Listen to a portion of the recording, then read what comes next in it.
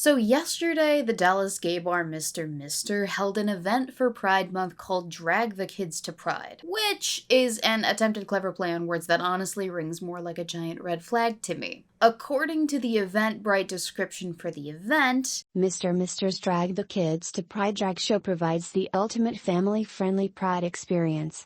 This signature event is a family-friendly spin-off of our famed Champagne Drag Brunch, with our resident DJ Charlie Fresh playing some of your favorite hits while host Nicolo Monroe brings together some of the best drag entertainers around. Our under 21 guests can enjoy a special Mr. mocktails while the moms and dads can sip on one of our classic Mr. Mimosa Towers. Do you want to hit the stage with the queens? We have 5 limited spots for young performers to take the stage solo, or with a queen of their choosing. Come hang out with the queens and enjoy this unique Pride experience, fit for guests of all ages. Fit for guests of all ages.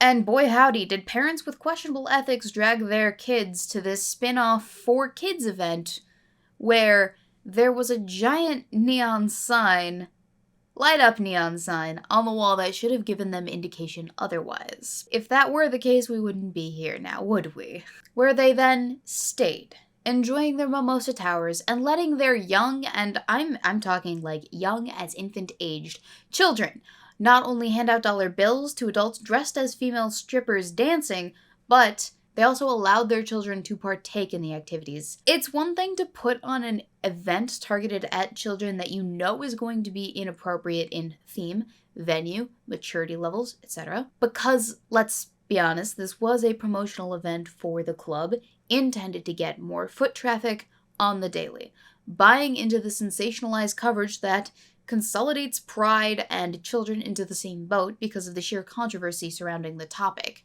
Controversy sells, and there is nothing more controversial than exposing children to mature content before they're ready, let's be honest. But it is quite another thing as a parent to bring your child to such an event, knowing full well that it is not wholly appropriate for them to be there, but also that it is going to be a hotbed for controversy, much less to stay there while the protest rages outside the club, the venue, and it ain't gonna lick itself plastered in neon on the wall, blinding you within the venue. I mean, it to me is very reminiscent of the Westboro Baptist Church bringing kids to picket protests, holding up these signs that they have no clue about. How old are you, Shirley? 7. 7. Do you know what the sign means? No. Shirley? She doesn't know what it means. Fags, troops, flags, symbols, they're all idols that this nation worships above God. Does that help you at all, or have I said a lot of words that were too big?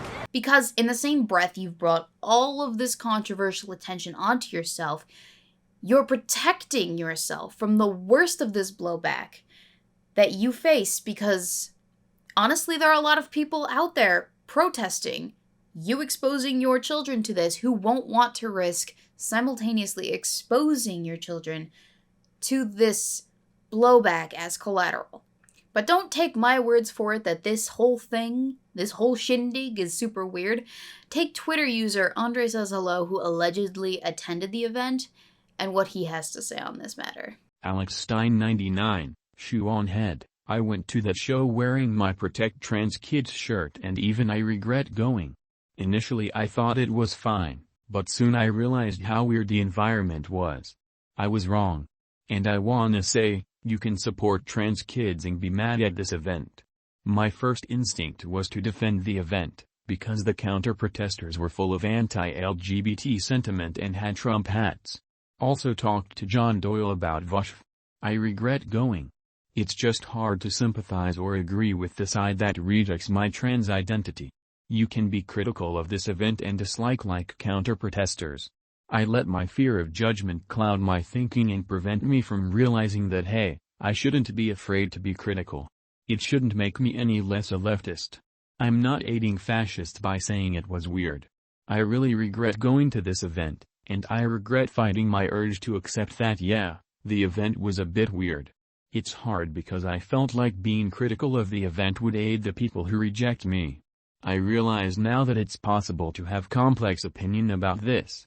This Twitter thread, I think, is critical, because it is a wonderful example of the tribal nature of political issues, and how either or they can make things that are actually more nuanced seem. Supporting transgender individuals and protecting children from engaging in political topics and witnessing displays that they're not old enough to should not be issues that clash with each other, and yet we have Andre Says Hello here, telling us point blank, my first instinct was to defend that event, because the counter-protesters were full of anti-LGBT sentiment and Trump hats. That's how strong tribalism of the left versus right has become, has been, will continue to be if we let it. Decent people's first instinct is to be contrarian to the enemy, rather than step back and use their own critical thinking, their own two eyeballs, to see the nuance of a situation in their immediate vicinity. Use your own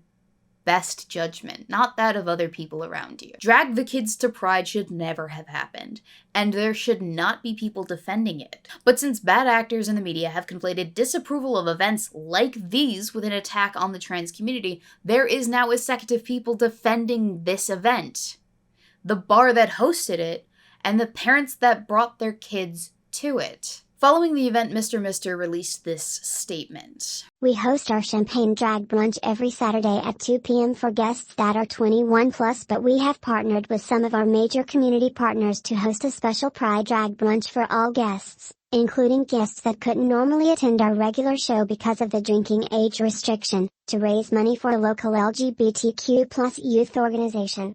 We are more than happy to open our doors to celebrate Pride in a family-friendly, safe environment, separate from our normal operations of 2 p.m. to 2 a.m. on Saturdays, because we believe that everyone should have a space to be able to celebrate who they are.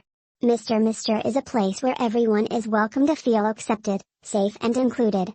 We had a group of protesters outside yelling homophobic threats, transphobic remarks and vile accusations at these children and parents. It is so sad to see that in 2022, there are people that still want to protest others celebrating who they are. But our staff and wonderful officers helped keep us safe and kept the protesters at bay. And in this statement to the press, the organization protesting the event, Protect Texas Kids, said the following.